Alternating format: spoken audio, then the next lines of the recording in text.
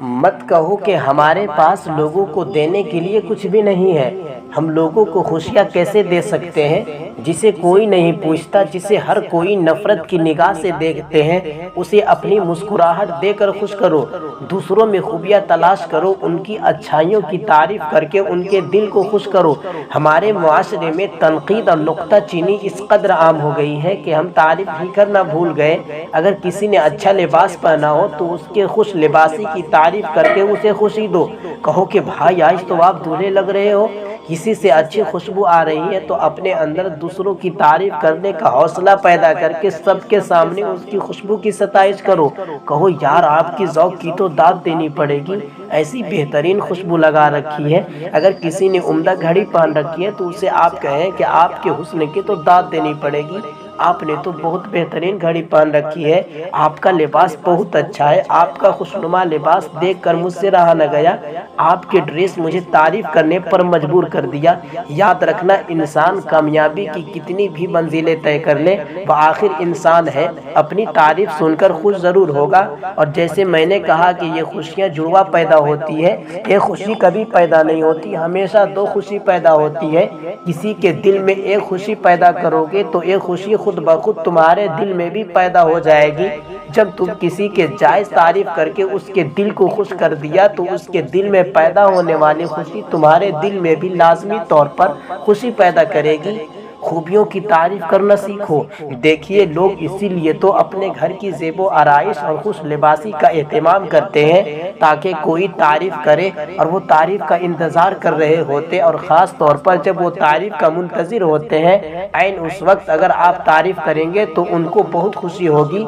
जैसे कोई नई गाड़ी खरीद कर आए या नया घर खरीद कर आए या नए कपड़े पहन कर आए तो वो लोगों को दाद तलब निगाहों से देख रहा होता है। कोई तो उसे हुस्न इंतखाब के दाद दे, आप उस वक्त उसके दिल को खुश करने में कभी ताख़ीर न करें। ऐसे मौका पर की गई तारीफ इंसान कभी नहीं भूलता। उसी तरह अगर किसी के बच्चे बाअदब हो, मेहमान नवाजों, वालिदैन की मदद करते हो तो वालिदैन के सामने बच्चों की भी तारीफ करे, और वालिदैन की हुस्न तरबियत की तारीफ करके बच्चों और वालिदैन दोनों को खुश कर दे। कोई किसी पार्टी या किसी मीटिंग में अच्छी गुफ्तगू कर रहा हो तो उसे बताएं कि आप तो कमाल की गुफ्तगू करते हैं। किसी के घर जाए तो याद रखिएगा कि लोग अपने घर के मेहमान खानों को इसीलिए सजाते हैं कि कोई मेहमान आए और घर की तारीफ करे। घर की औरतें बड़े प्यार से खाना पकाती है और मुंतज़िर रहती है कि मेहमान खाने की तारीफ करेंगे, तो वैसे वक्त पे मेज़बानों को खुश करके खुद खुशियाँ समेटने का मौका कभी ज़ाया न करें। और ये बात कभी ना भूलिएगा कि अच्छाई अच्छों को ही नज़र आती है, और अगर आपको किसी वजह से अच्छाई नज़र नहीं आ रही तो तनकीद कभी न कीजिएगा, खामोश रहें, क्योंकि ऐब तलाश करके ऐब देकर नुक्ता चीनी करने वाला और तनकीद की आदत बना लेने वाला कभी खुश नहीं रह सकता। बाज़ लोग बड़े बेबाक होते हैं और हर छोटी बड़ी बात में कीचड़ निकालने की आदी होते हैं। किसी के घर में गए और पुराना कारपेट देकर कह दिया कि भाई अब तो ये बहुत पुराना हो गया है, अब इसको नया खरीद लेना चाहिए। उफ, आपके घर में गर्मी बहुत है, शायद आपका एसी चल नहीं रहा, आपके घर की फानुस पूरी तरह रोशन नहीं होती, अंधेरा बहुत है, ये कुर्सी क्यों टूटी हुई है। ओ भाई, तू कोई कारपेंटर है या फिर कोई तामीरात का इंजीनियर है? घर की हर चीज़ की तू मरम्मत करवाएगा। अगर कोई अच्छी बात कहने की तौफीक नहीं होती तो खामोशी से खाना खा और घर जा। और दूसरी जानिब किचन में जौजा मोहतरमा अपना कमाल दिखा रही होती है। बहन, आपके घर की तारीफें तो बहुत सुनी थी, लेकिन ये जो कुकर है ना, आप इसमें मार खा गई। ये जो आपके घर की पर्दे हैं ये ऑल फैशन हो चुके हैं, अब रिवाज बदल चुका है। मैं तो अपने मियाँ से कहकर अपने घर में ब्लांच लगवा लिए हैं। ये जो आपके घर में वॉशिंग मशीन है ना, आप कहती हो तो मान लेती हूँ कपड़े अच्छे धुल जाते हैं, लेकिन इसकी आवाज़ से मुझे सर दर्द हो गया। ये तो बहुत लॉर्ड है ना। मैंने आज ही अपने हस्बैंड से बात करती हूँ, जिस कंपनी से हमने खरीदी है ना वो मेरे मियाँ की दोस्त की कंपनी है, डिस्काउंट पर आपको दिलवा दूंगी। हमें खुद से सवाल करना है, क्या हमें तो ऐसी आदत नहीं है ना?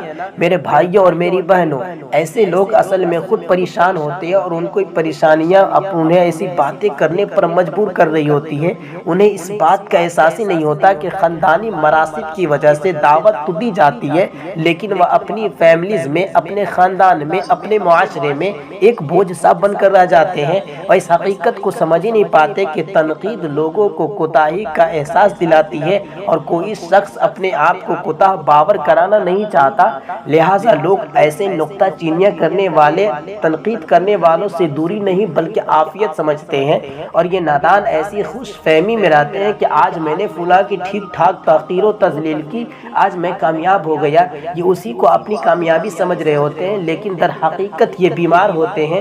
یہ لوگوں کو پریشانیاں دے دے کر خود پریشان ہو رہے ہوتے ہیں، کیونکہ قانون یہی ہے، جو دو گے وہ ملے گا، خوشی دو گے خوشی ملے گی، غم دو گے غم ملے گا۔